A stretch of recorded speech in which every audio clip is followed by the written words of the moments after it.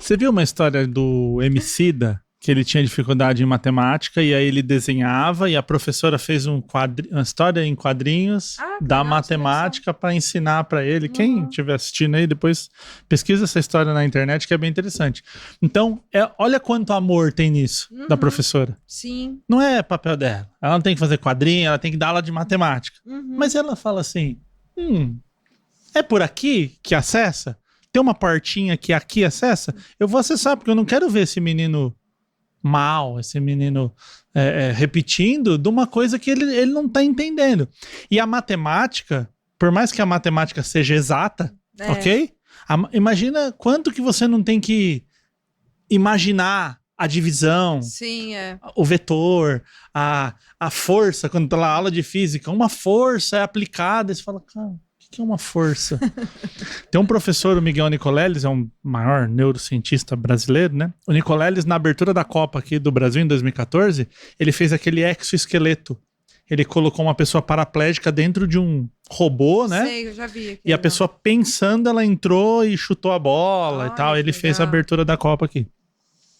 E ele criou uma escola de ciência lá no Rio Grande do Norte. Eu sempre esqueço o nome da cidade. É do lado de Natal, na periferia de Natal. Panamirim, alguma coisa parecida com isso. E aí o que ele fez? Ele pegou um monte de crianças que estudavam lá, colocou num espaço grande uma garrafa PET. Deixa eu ver aqui, o diretor, tô aqui nessa câmera? Aqui. Isso aí. Ele colocou a garrafa PET assim no 45 graus, colocou as crianças com protetor auricular, capacete, óculos, então as crianças, que legal. Aí ele colocava assim a garrafa e explodia. Entendi. Então a garrafa explodia, fazia isso e caía. A garrafa explodia, caía.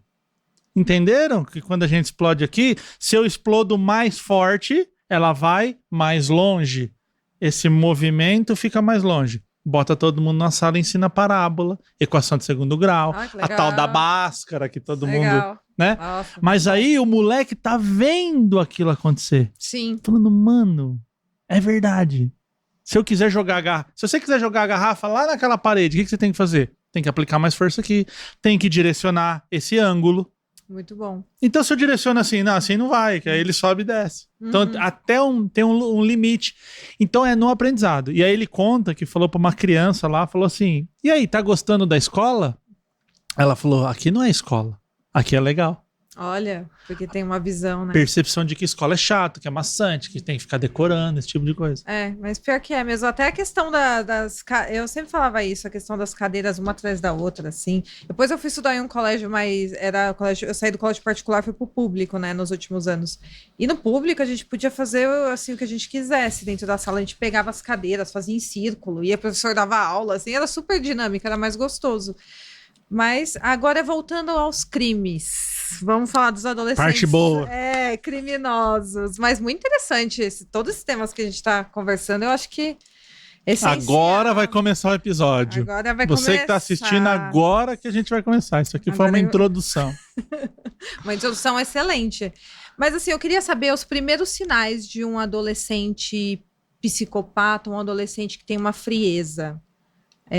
Quais são os primeiros sinais que eles dão, assim, até para professores, para você que tem muito contato, você já teve alguma experiência desse tipo de você perceber, falar, olha, esse aqui tem um probleminha, tem um negocinho ali, uma frieza além do normal.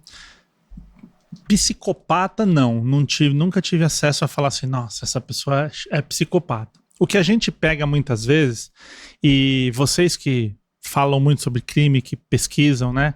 Existe uma ideia, sempre que pegam esse serial killer, ou alguém que cometeu uma atrocidade muito grande, quando você volta na história dessa pessoa, tem uma zoada na infância.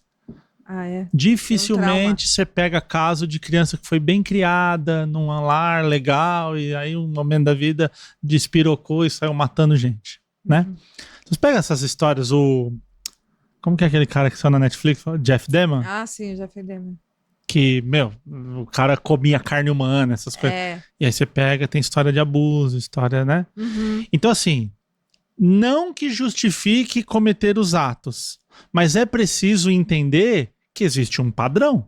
Existe. Existe um padrão de falar assim, Se cada 100 serial killer, 95 tem problema de abuso na infância, tem violência na infância, apanha, é maltratado e tal, e transforma isso num ódio contra, né? E aí tem aqueles casos assim, a mãe batia e o cara cria ódio por mulheres. Sim. Esse tipo de É um relação. trauma que ele cria, né? E aí você vê isso acontecendo na infância ou na adolescência. Por quê? Porque o cérebro, de novo, está suscetível a acontecimentos. Eu sempre trago para uma reflexão assim, ó. Imagine uma mulher de 40 anos que sofreu um abuso e uma menina de 5 anos. Para as duas é doloroso. Sim. Sofrer com 40 não diminui o problema. Só que a forma com que aquilo vai ser lidado dali para frente é diferente. Com certeza. Porque a mulher que tá formada, ela vai entender que assim, porra, isso aqui que aconteceu, cara, eu sei o que aconteceu, eu não tive culpa, né? Eu tive um caso recente, não quero citar o nome dos amigos aqui, mas, né, a história, ela é importante e traz essa reflexão pra gente, que é assim, casal de amigos foram num lugar, num resort, estavam jantando e as crianças brincando ali. 20 metros, crianças brincando ali. E aí, a filha desse casal com 6 anos chegou numa monitora, uma mulher que estava cuidando ali das crianças e falou assim, ó, aquele homem abriu a calça e mostrou o pinto para as crianças. Meu Deus. Só que eu tô com medo de contar pro meu pai e do meu pai ir lá, olha o desenho na cabeça dela. Eu vou contar pro meu pai vai lá brigar com o cara e o cara vai matar ele. Nossa. A menina fez esse desenho na cabeça dele. Sim. A monitora, obviamente, chamou os pais, contou, o pai quis lá tirar satisfação, sei lá. Aí chamaram a polícia, deu todo o negócio. A polícia falou, o cara tem problema. É aquela, né, lei no Brasil, né? Essas coisas sim, assim. Não e tudo bem, se a pessoa tem algum tipo de problema mental e tem que ser resolvido, a família tem que cuidar, não pode deixar essa, né? Porque ali foi uma coisa leve, com muitas aspas, mas poderia ter sido um ataque. Poderia. Exatamente. E a exatamente. pessoa tem uma questão mental, né? Uhum. É preciso tomar muito cuidado com isso. Quando eu falo pra você assim, Giovana, o meu amigo viu essa cena e ele foi lá, pai da menina, defendeu, foi lá tirar satisfação, ligou pra polícia. Qual que é a nossa percepção desse pai? Tá, pai legal. O cara foi lá e chamou a responsa tal. Será que a filha pensa a mesma coisa do pai? Ou ela pensa assim, será que eu arrumei um problema pro meu pai? Será que eu sou um peso? Será que eu falei uma coisa e eu arrumei um baita constrangimento? Sim. Então o que eu falei pra ele? Chama a sua filha e parabeniza o que ela fez. Ela tem que ter certeza de que o que ela fez é o certo. Porque, infelizmente, pode acontecer de novo. Verdade. E se na visão da criança eu tô colocando meu pai em risco pra morrer, é melhor eu ficar quieto.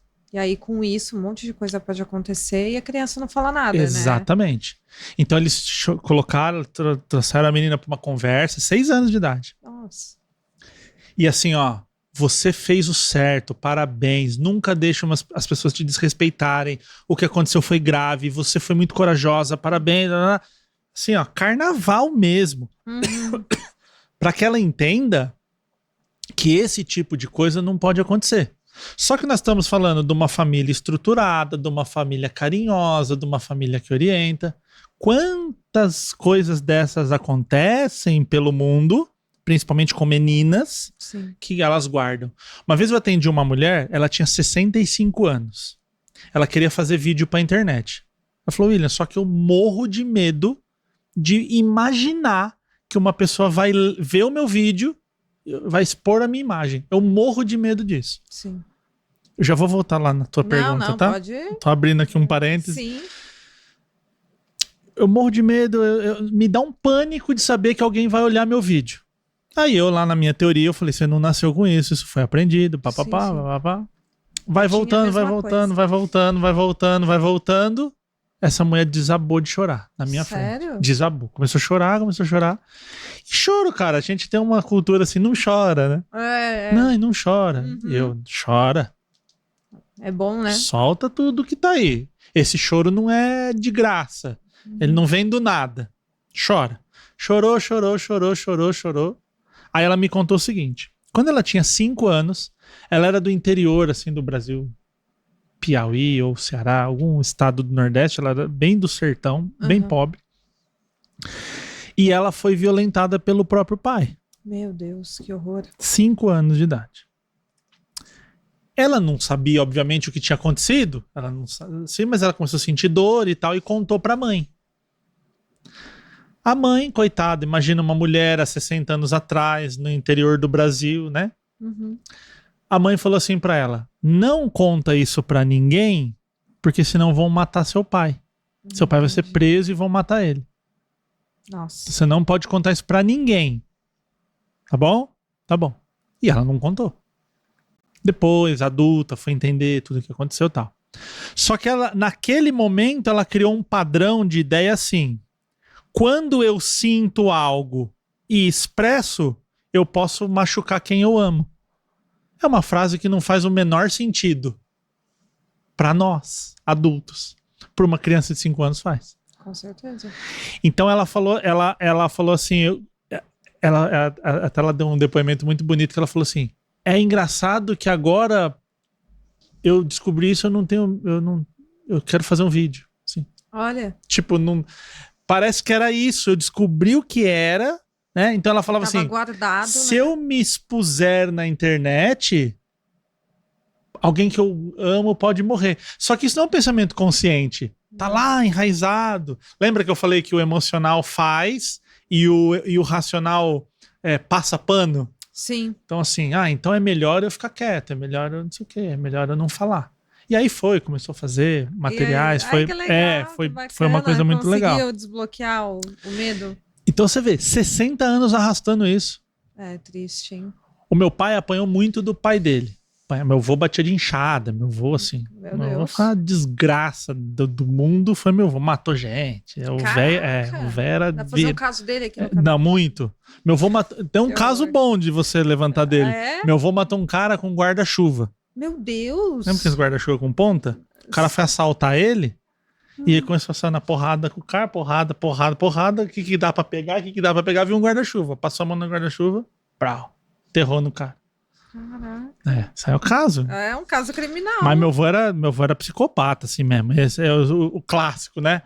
Batia assim no meu pai de ficar uma semana na cama com a tia dele, né? Fazendo salmoura. Meu Deus. Sim, batia com enxada. Era uma coisa. No meu pai e nos 2 irmãos, né? São 3 homens e 3 mulheres, que eram mais velhos, então quando os 3 tinham ali idade adolescente, apanhava desse jeito. Tô andando com meu pai no aeroporto. Sabe quando você passa na revista o policial aleatoriamente? Costa, que vai passar por uma revista mais minuciosa. Meu pai descompensou diabetes, começou a passar mal, pressão alta. Meu Deus. Falei, mano, tá com droga? Tá com arma? Por que tá passando mal? Tá carregando droga. Tá entendendo? Tadinho. E meu pai, tipo, aquele tiozinho mais correto do mundo, assim. Falei, tá com droga, mano? Conta pra mim que a gente... Então, olha que interessante. Conscientemente, não faz nenhum sentido ele ter medo de uma autoridade, de uma polícia.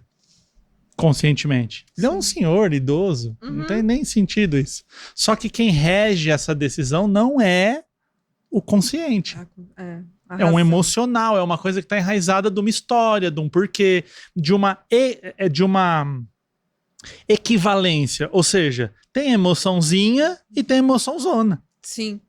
Tem aquela coisa que você fala assim, essa música aí me deixa um pouquinho triste, assim, porque eu lembro de um acontecimento. Legal.